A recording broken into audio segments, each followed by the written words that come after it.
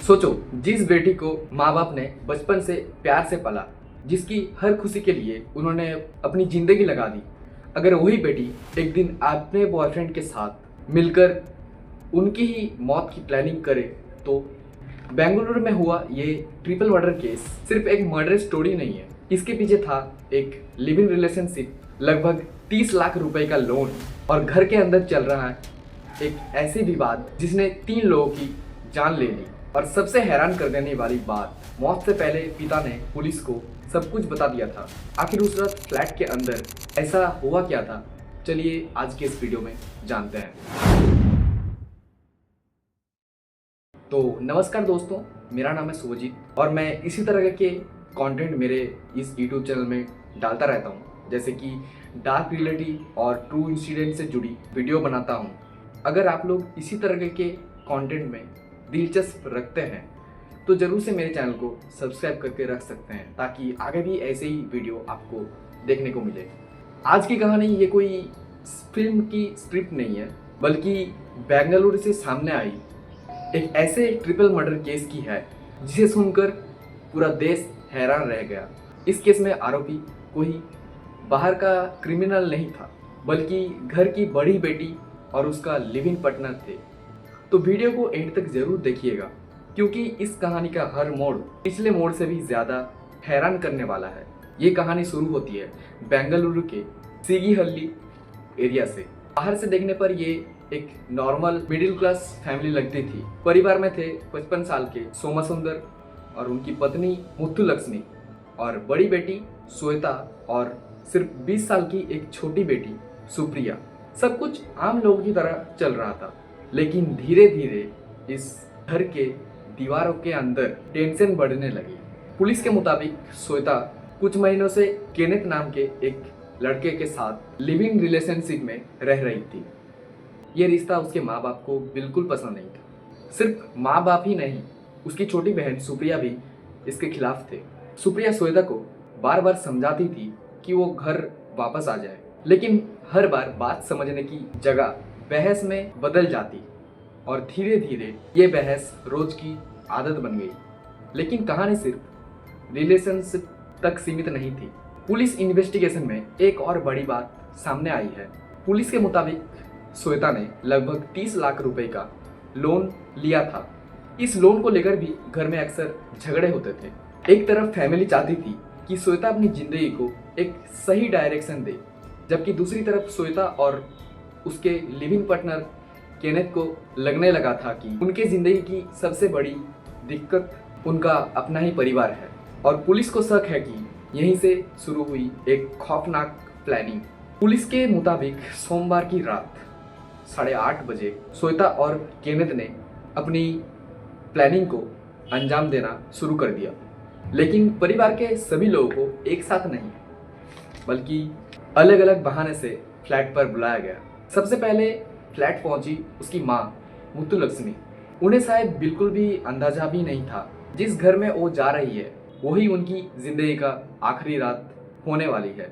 Police के मुताबिक flat के अंदर किसी एक बात को लेकर उन तीनों के बीच एक बहस स्टार्ट होती है और देखते ही देखते केनेथ ने एक धारदार हथियार से श्वेता की माँ पर हमला कर दिया। कुछ ही पलों में उनकी मौत हो गई। इसके बाद पुलिस का कहना है कि लाश को बाथरूम में छुपाने की कोशिश किया गया और खून के निशान साफ करने के भी कोशिश की गई, ताकि किसी को शक ना हो। लेकिन असली खौफ अभी भी बाकी था। कुछ देर बाद पिता सोमासुंदर और छोटी बहन सुप्रिया भी फ्लैट पर पहुंचती है। उन्हें बिल्कुल भी अंदाजा नहीं था कि अंदर क्या हुआ है। पुलिस के इन्वेस्टिगेशन के मुताबिक इस बार श्वेता ने खुद अपनी बहन को पकड़कर रखा और केनेथ ने उस पर धारदार हथियार से लगातार कई वार किए। सुप्रिया ने शायद उस दिन बचने की बहुत कोशिश की थी, लेकिन कुछ ही पलों में उसकी मौत हो जाती है। अब घर में सिर्फ एक ही इंसान जिंदा था, पिता सोमासुंदर। पुलिस के मुताबिक केनेथ ने उन पर भी जानलेवा हमला किया था। वो इसके बाद बुरी तरह घायल हो गए थे, लेकिन शायद किस्मत को कुछ और ही मंजूर था। इतनी बुरी तरह से घायल होने के बाद भी सोमासुंदर किसी तरह फ्लैट से बाहर निकलते हैं, खून से लथपथ हालत में वो बिल्डिंग के सेलर तक पहुंच गए। वहां मौजूद लोग उन्हें देखकर शॉक हो गए। लोग तुरंत उन्हें हॉस्पिटल लेकर गए, लेकिन हॉस्पिटल पहुंचने के बाद जो हुआ वही इस केस का सबसे बड़ा टर्निंग पॉइंट है। पुलिस के मुताबिक मौत से पहले सोमा सुंदर ने पुलिस को पूरी घटना बता दी।